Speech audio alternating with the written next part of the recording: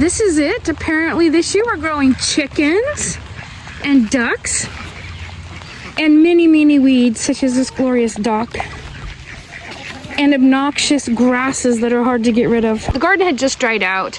My dad rototills this garden for me. His tractor is in the shop getting repaired.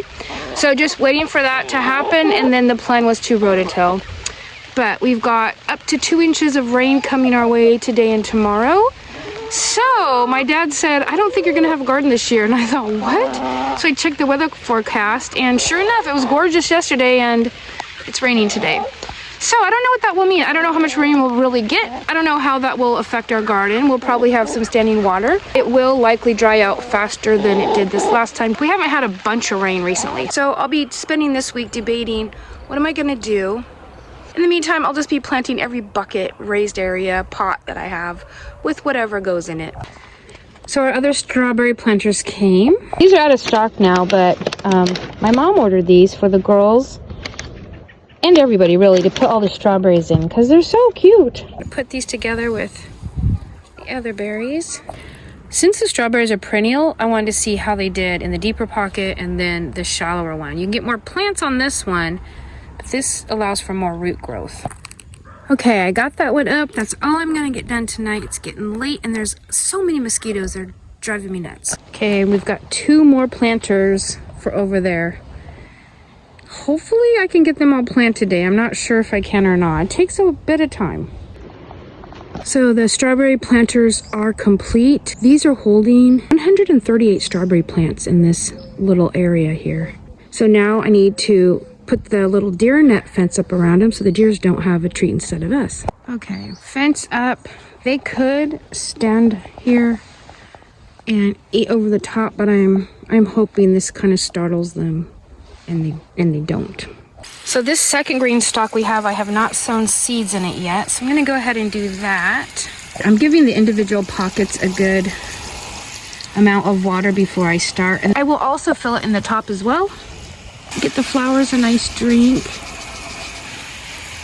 It's really important that seeds have really nice moist soil because they have to absorb water before they germinate. So if it's nice and wet, it'll hasten the germinating process. This entire planter will be leafy greens of some sort. I'm gonna start off with some buttercream. Next row is Grand Rapids. Third row from the bottom is a romaine lettuce. Fourth from the bottom, flashy troutback. Second from the top is a red romaine. The very top one, this is a lettuce. It just says black on it. I'm not sure exactly what lettuce this is, but we'll plant it and see. So on this bed of radishes, we're gonna be harvesting this soon, but not quite yet because some of them still have some growing to do. So what I'm gonna do is I'm gonna interplant some more radishes in here. This is all of the seeds that were left in this packet, so I'm just gonna try to sprinkle and plant them all throughout here and randomly cover them, and hopefully all is well. I just kind of scratch them in. You get so many radish seeds in a packet, especially if you order from True Leaf Market. Get the giant packs of seeds for hardly anything. If a few don't germinate because of quick planting, it's okay. The amount of time saved doing it this way, and as being precise, is definitely worth it. I have more seed than time. And I'm gonna just water them in really good. This is just about a week later. You can see there's a lot more growth, and we're gonna harvest these pretty soon. I'm gonna plant the rest of this bok choy. The packet's quite old, and I'm just gonna sprinkle all the seed in it. This is one of my favorite vegetables. And I'm just literally shaking them everywhere. Same method, scratch them in. You can see from the radishes, it usually works.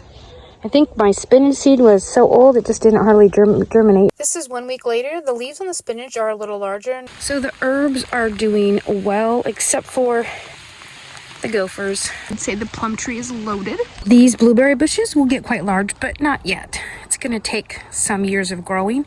So I've got all this bed space that needs to have something growing in it. I don't want to leave the soil bare. So I'm going to be planting in here green beans. Soil in these beds is absolutely terrible, so I will definitely be amending it with some good compost. just like I did when I planted the blueberries. So I'm going to put a couple in here. When I dig, it's literally hard as a rock.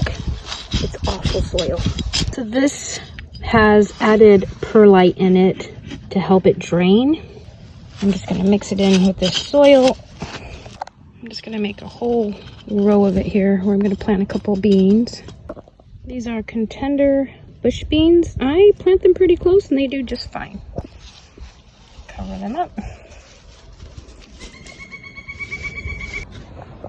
Hopefully the birds aren't watching me. Little rascals come pull the seeds out of the ground. Okay, I'm going to finish planting the rest of this. This is all going to be in green beans.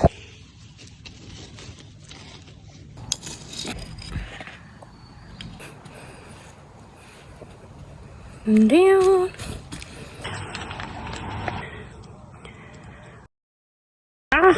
Thorn.